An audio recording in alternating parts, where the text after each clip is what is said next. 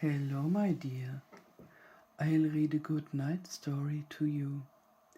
Here I have a book with old fairy tales. You can see it's from the Brothers Grimm. Fairy tales.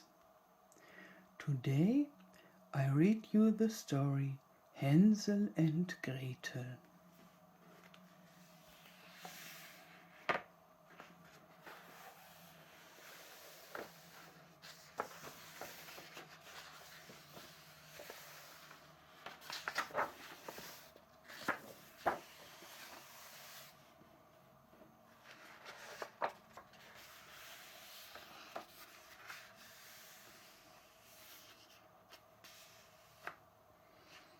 Hansel and Gretel.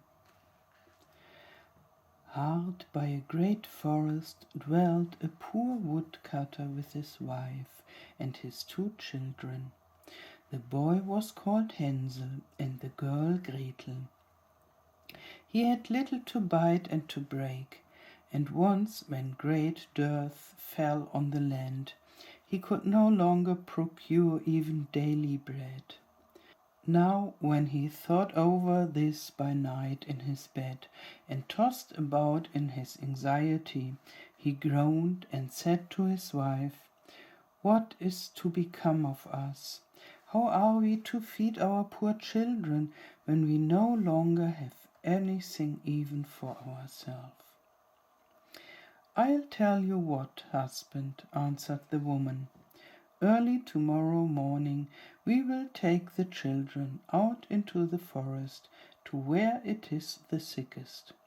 There we will light a fire for them and give each of them 1 more piece of bread, and then we will go to our work and leave them alone. They will not find the way home again, and we shall be rid of them." "No, wife," said the man, "I will not do that. How can I bear to leave my children alone in the forest? The wild animals would soon come and tear them to pieces." "Oh, you fool," said she, "then we must all 4 die of hunger. You may as well plane the planks for our coffins." And she left him no peace until he consented. "But I feel very, very sorry for the poor children all the same," said the man. The 2 children had also not been able to sleep for hunger, and had heard what their stepmother had said to their father. Gretel wept bitter tears and said to Hansel, "Now all is over with us." "Be quiet, Gretel," said Hansel. "Do not distress yourself. I will soon find a way to help us." And when the old folks had fallen asleep, he got up, put on his little coat, opened the door below, and crept outside. The moon shone brightly, and the white pebbles which lay in front of the house glittered like real silver pennies.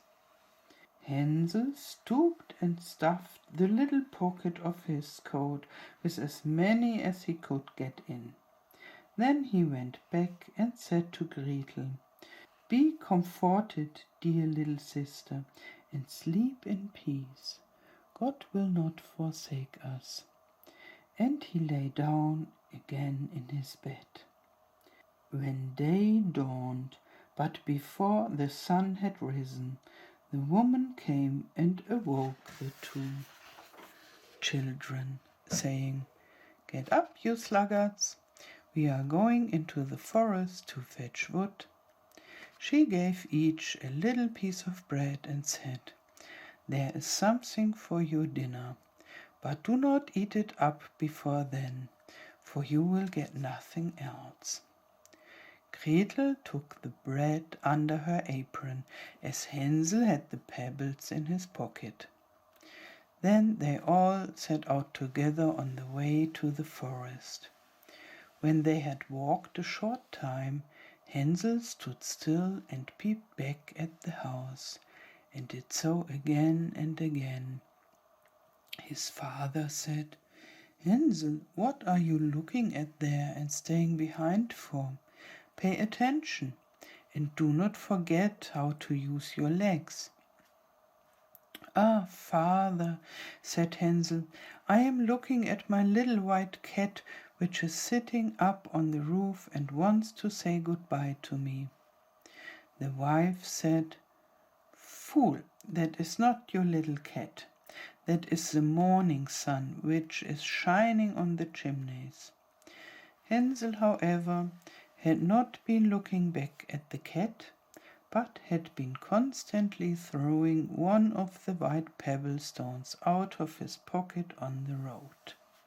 When they had reached the middle of the forest, the father said, "Now, children, pile up some wood, and I will light a fire that you may not be cold."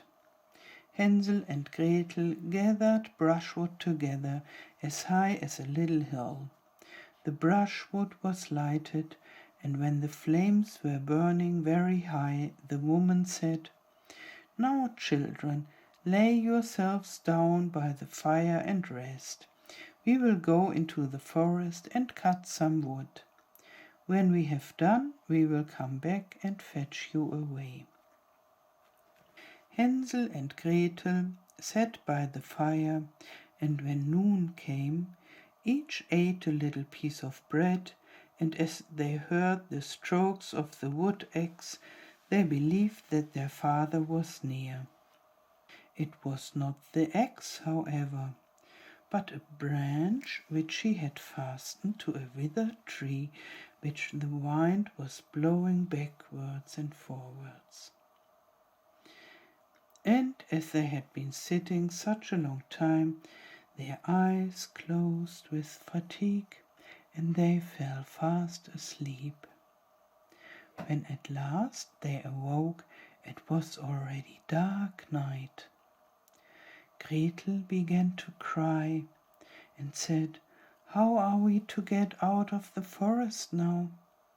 But Hansel comforted her and said, "Just wait a little until the moon has risen, and then we will soon find the way." And when the full moon had risen, Hansel took his little sister by the hand and followed the pebbles, which shone like newly coined silver pieces, and showed them the way. They walked the whole night long, and by break of day came once more to their father's house. They knocked at the door, and when the woman opened it and saw that it was Hansel and Gretel, she said, "You naughty children, why have you slept so long in the forest? We thought you were never coming back at all." The father, however, rejoiced, for it had cut him to the heart to leave them behind alone.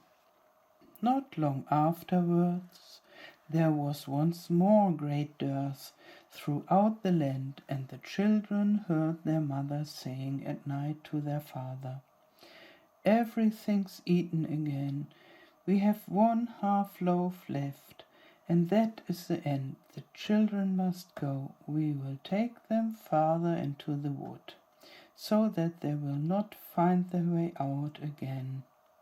There is no other means of saving ourselves." The man's heart was heavy, and he thought, "It would be better for you to share the last mouthful with your children."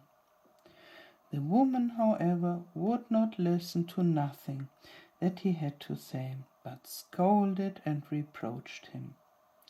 He who says A must say B likewise, and as he had yielded the first time, he had to do a second time also.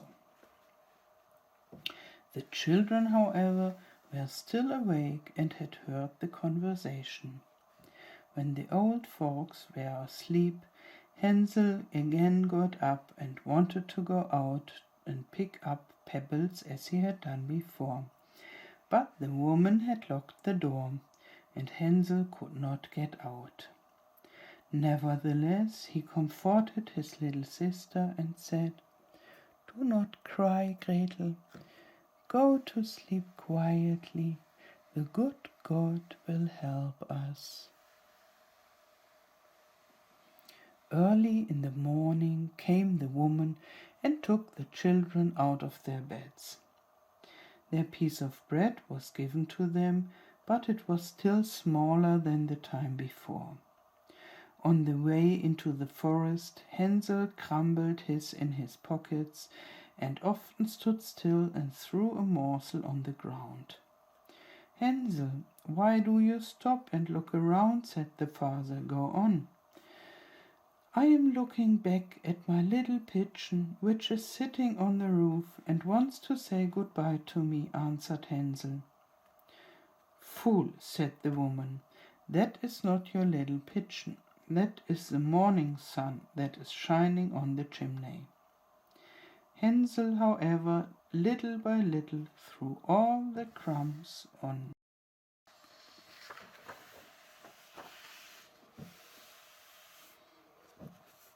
The woman led the children still deeper into the forest, where they had never in their lives been before. Then a great fire was again made, and the mother said, "Just sit there, you children, and when you are tired you may sleep a little. We are going into the forest to cut wood, and in the evening, when we are done, we will come and fetch you away." When it was noon, Gretel shared her piece of bread with Hansel, who had scattered his by the way. Then they fell asleep, and evening passed, but no one came to the poor children. They did not awake until it was dark night, and Hansel comforted his little sister and said, "Just wait, Gretel, until the moon rises, and then we shall see the crumbs of bread which I have strewn about. They will show us our way home again." When the moon came, they set out, but they found no crumbs, for the many thousands of birds which fly about in the woods and fields had picked them all up. Hansel said to Gretel, "We shall soon find the way," but they did not find. They walked the whole night, and all the next day too, from morning till evening, but they did not get out of the forest, and were very hungry, for they had nothing to eat but 2 or 3 berries which grew on the ground. And as they were so weary that their legs would carry them no longer, they lay down beneath a tree and fell asleep. It was now 3 mornings since they had left their father's house. They began to walk again, but they always came deeper into the forest. And if help did not come soon, they must die of hunger and weariness. When it was midday, they saw a beautiful snow-white bird sitting on a bough, which sang so delightfully that they stood still and listened to it.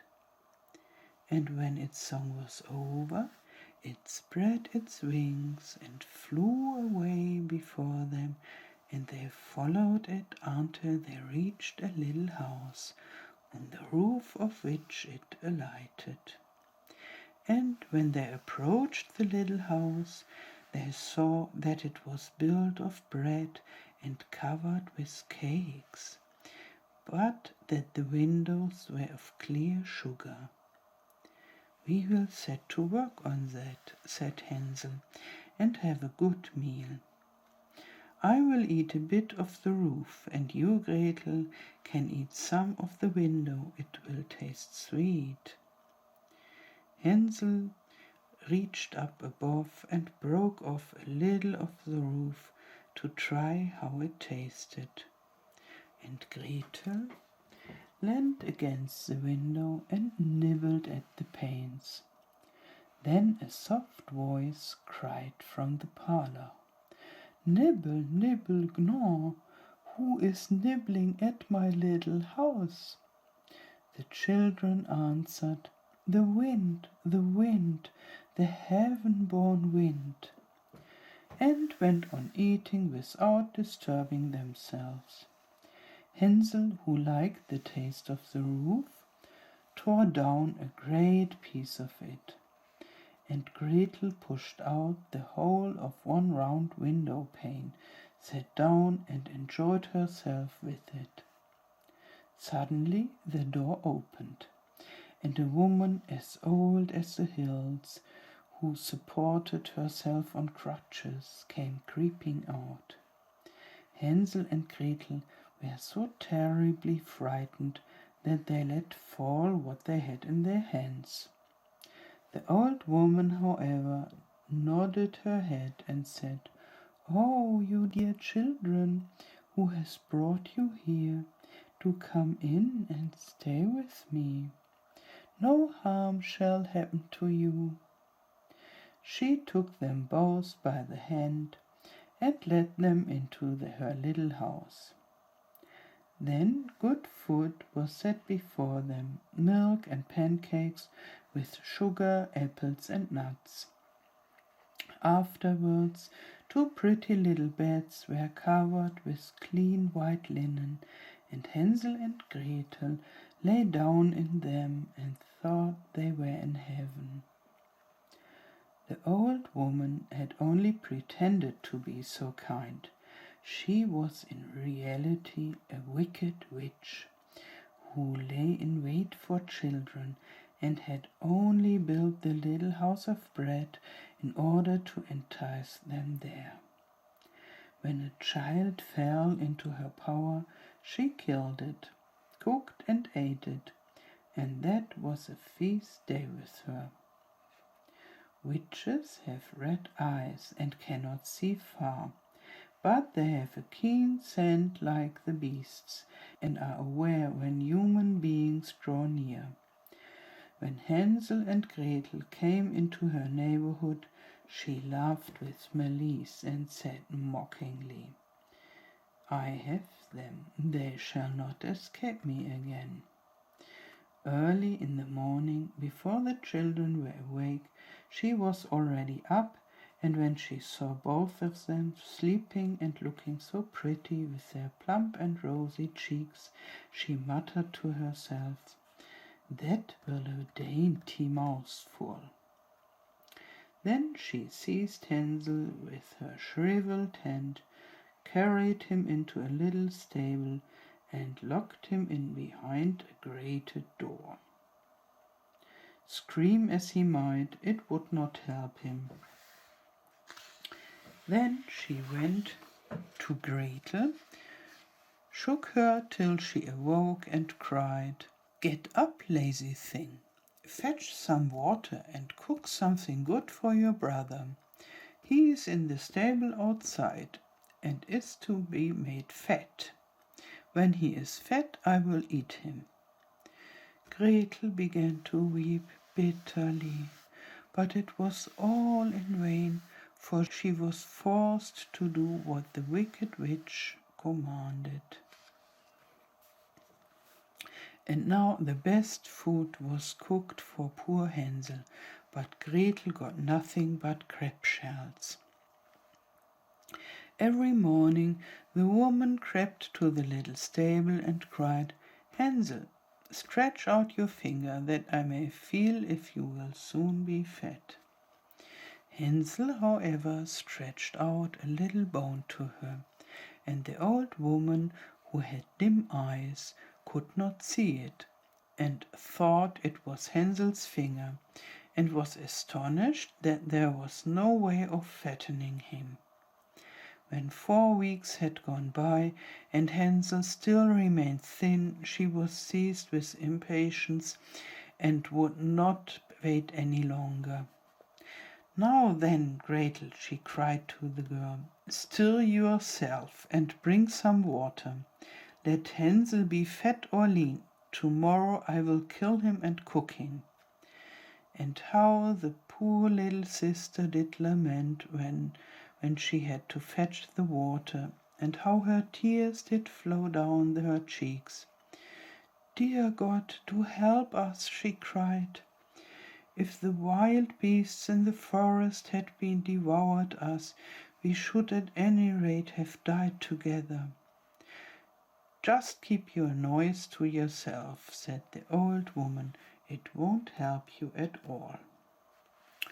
Early in the morning, Gretel had to go and hang up the cauldron with the water and light the fire.